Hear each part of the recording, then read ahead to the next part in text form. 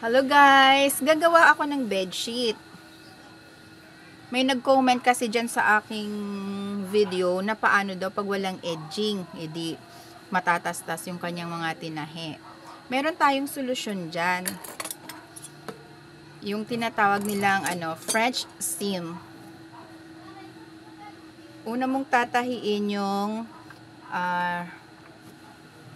sa right side. So, wrong side together. Tapos, itatahi na. Kita nyo yung may print. Dito una akong magtatahi. Okay. Tatahiin ko na to.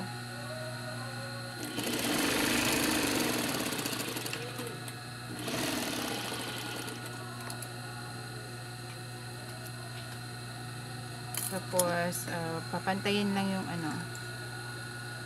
gugupitan natin. Ititrim natin para malinis. Kapag binaliktad,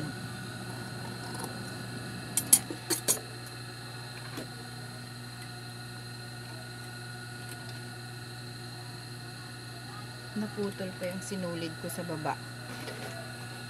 Check ko muna.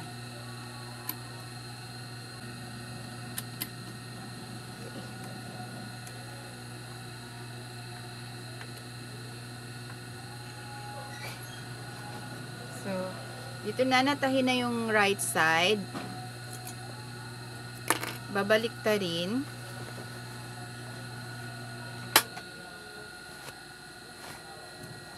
Tapos, tatahiin naman yung wrong side.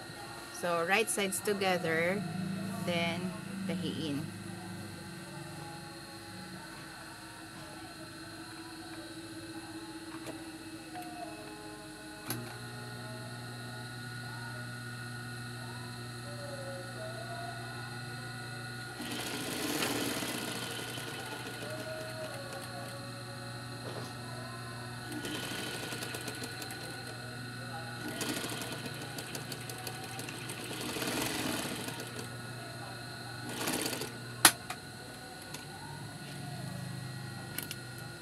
Okay.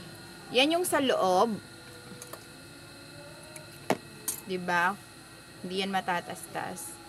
Tapos ito yung sa right side. Malinis. Okay. Malinis ko na. Yan po. Yan pong paggawa ng French seam. Or sa atin, tawag natin Valenciana. Or sa Bisaya, tawag namin dito Valenciana. Whichever. Basta malinis yung pagkakagawa. Yan. Okay, sana may natutunan po kayo sa aking video ngayon. Bye!